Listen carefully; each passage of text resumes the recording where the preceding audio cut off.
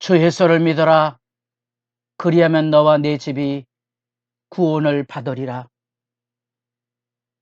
새벽을 깨우는 거룩한 기도자 여러분, 생명의 말씀에 가슴 뛰게 하는 약동이 여러분 말씀 안에도, 여러분의 기도의 자리에도 열려져 예수 그리스도의 일하심에 복된 여정이 아름답기를 소망합니다. 오늘 우리가 읽어갈 하나님의 말씀은 사도행전 16장 16절에서 40절까지의 말씀으로서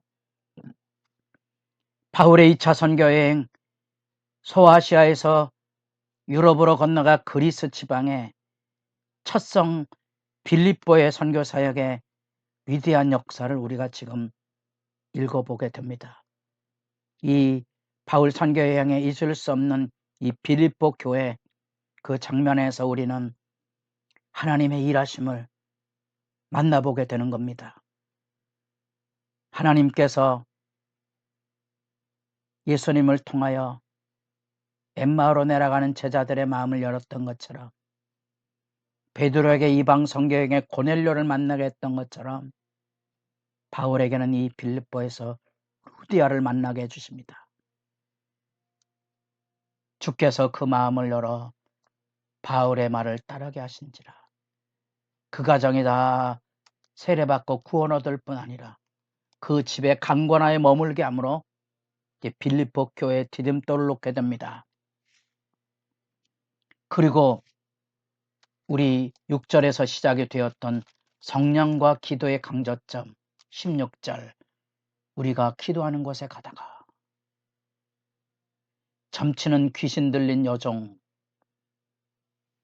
흔히 그리스 신화에서 뱀 신으로 알려졌던 미래를 예지하는 이런 귀신의 지배를 받아 많은 사람들에게 돈벌이가 되게 하는 미래의 기륭화복을 맞추는 일을 했던 이 여종이 바울을 따라다니며 소리를 질러 외칩니다. 이 사람들은 지극히 높은 하나님의 종으로서 구원의 길을 너희에게 전하는 자라.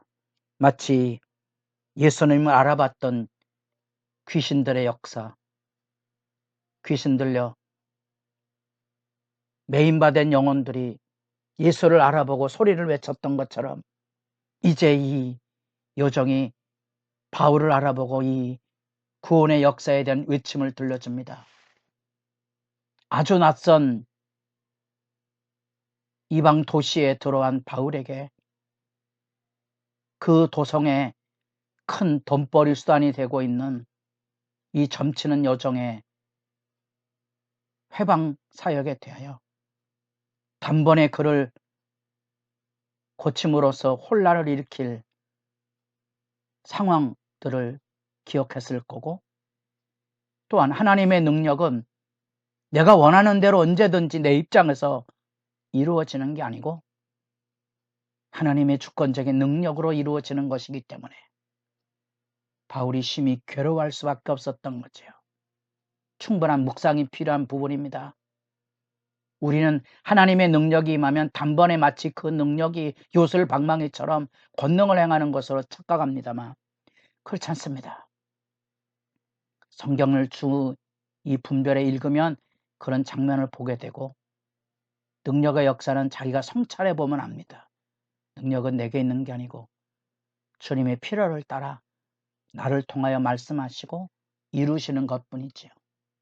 그러나 여러 날 그렇게 해방을 하기 때문에 예수 그리스도의 이름으로 그에게 나오라 귀신을 쫓아내었지만 우려했던 대로 그것이 그 도성에 큰 소요를 일어나게 할 만큼 분쟁 사건이 되었고, 바울과 실라가 붙잡혀서 재판을 받게 됩니다.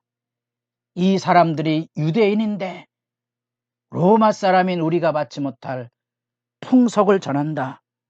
그래서 로마의 제국의 정책이 종교 관련 정책을 가지고 있지만 남에게 피해를 주거나 사회 질서를 무너뜨리는 것에는 가차없는 처벌을 하기 때문에 치안 판사는 이 사건의 유대인이기 때문에 가차없는 폭력의 매질을 하게 됩니다. 이 유대인과 로마인에 대한 얘기는 나중에 바울이 풀려날 때 37절에 가보면 내가 유대인이 아니라 로마 사람이라, 이 로마 사람이란 얘기를 나중에 밝히게 됩니다. 여하튼 그곳을 하여 두들겨 맞고 투옥을 당하는 아픈 여정을 우리가 겪게 됩니다. 피할 수 있었을 텐데 아마 그 생각도 충분히 하게 되고요. 여하튼 그 아는 가운데 그 매질과 투옥을 겪는 상황 속에서 기도와 찬양 소리로 밤을 일깨웁니다. 아마도 고통에 신음하고 감옥에 갇혀서 아파하고 고통하는 그런 삶의 자리를 기도와 찬양 소리로 열어가는 이 위대한 증거는 지금도 우리의 심금을 울리는 이야기입니다. 한밤중에 바울과 실라가 기도하고 하나님을 찬송하며 죄수들이 듣더라. 깊은 옥에 발에 착고까지 채웠으니 중죄인이죠.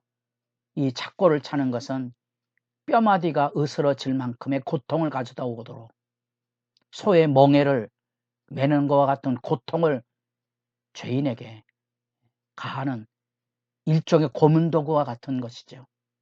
잡아당기면 견딜 수 없는 고통을 겪게 하고 그 가운데 찬양과 기도 소리가 열려지는 이 웅장한 복음전도의 영광을 우리가 듣게 됩니다.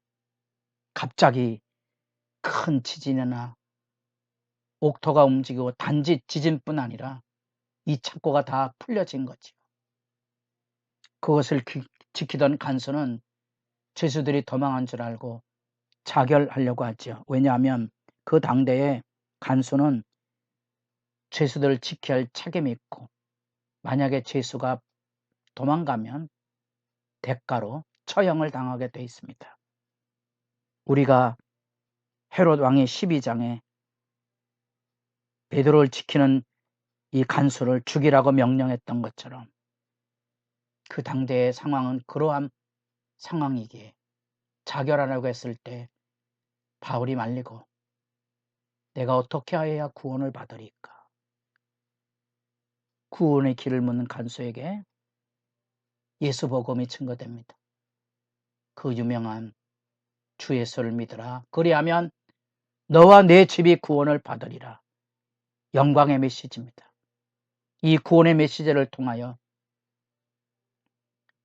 간수가 복음을 받아들여 가정으로 돌아가 그를 씻어주고 싸맨 자리를 씻어주고 보살펴 주은 반면에 바울은 세례를 주고 그들의 죄를 씻어주는 구원 역사의 영광을 열게 되고 날이 샘에 일어난 일들을 수습하기 위하여 이 상관들이 부하를 보내어 이 사람을 해방시키라 했을 때 놀랍지만 바울이 이르되 로마 사람인 우리를 죄도 정하지 아니하고 공정 앞에 때리고 옥에 가두었다가 이제는 가만히 내보내고자 하느냐. 아니라 그들이 친히 와서 우리를 데리고 나가야 하리라. 예. 로마 시민을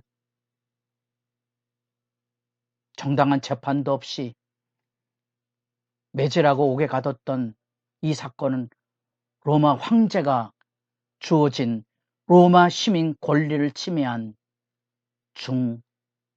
중범죄죠.